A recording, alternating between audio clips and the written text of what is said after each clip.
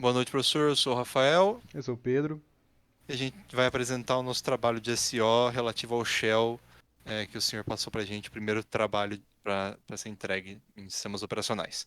Então, a gente implementou aqui todas as operações, todos os requisitos que o senhor pediu na lista, é, apresentando o código. Então, a gente começa aqui com uma colinha dizendo qual número vai representar cada operação, cada operando que a gente vai usar, porque a gente vai usar esses números mais para frente num vetor, né? Então aqui para a gente sempre lembrar qual que é cada comando, o que representa cada número.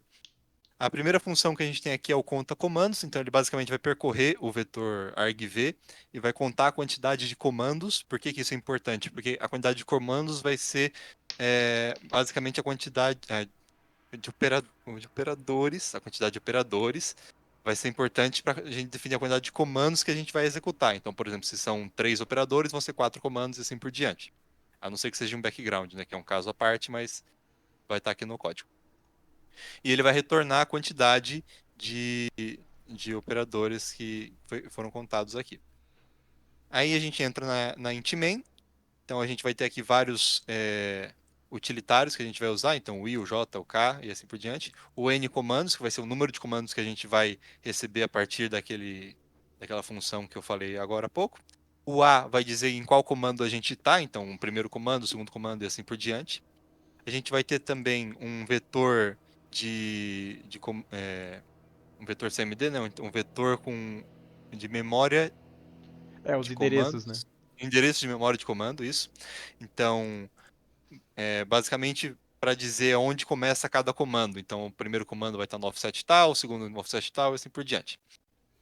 E o primeiro comando, o primeiro argumento, né, do argv, vai ser sempre o próprio nome do binário. Então, aqui a gente meio que pula, igual o senhor ensinou lá. E vai ter também o vetor de operandos, que vai pegar um comando anterior, que vai ser necessário para a gente comparar quando for o e, quando for o ou, e assim por diante.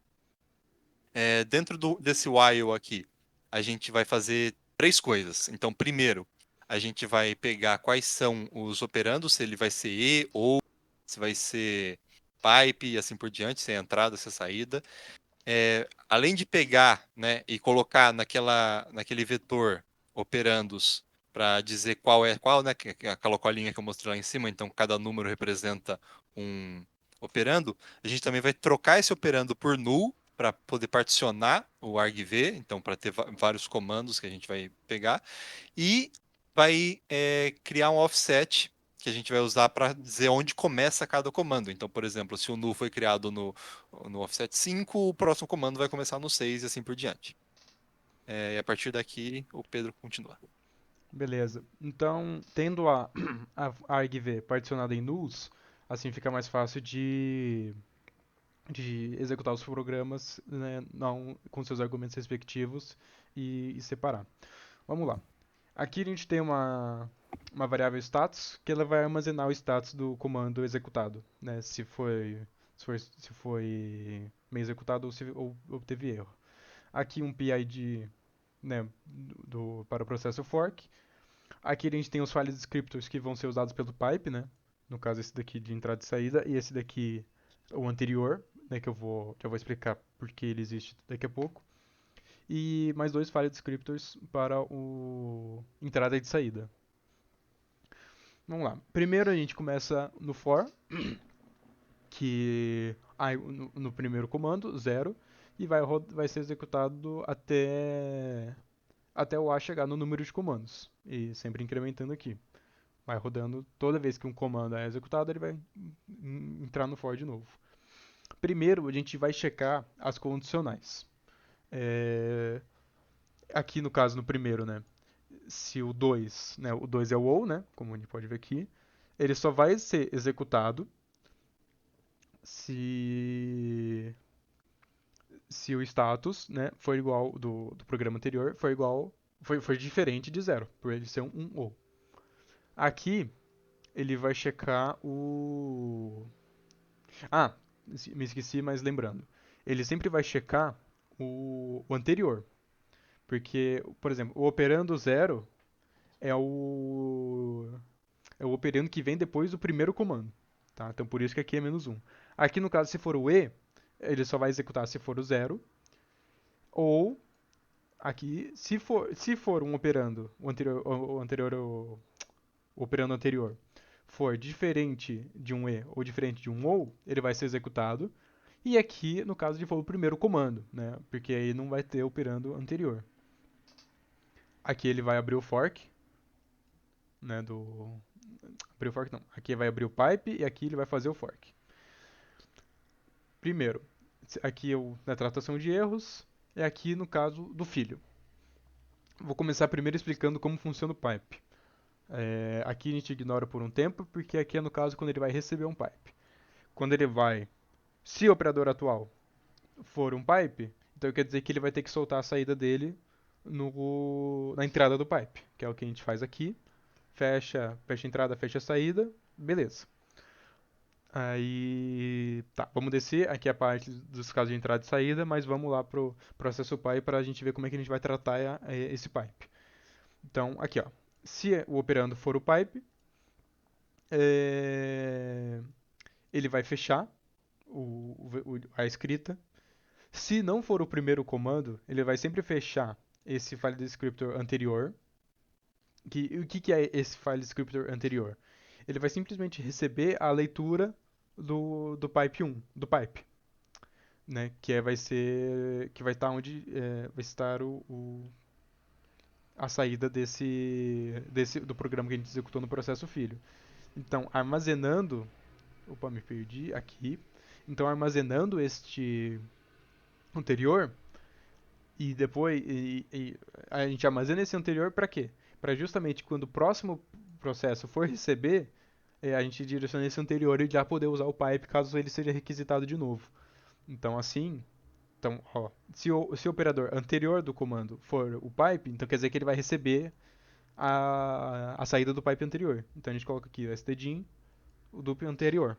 E assim que a gente consegue implementar múltiplos pipes seguidos sem de forma que deu certo.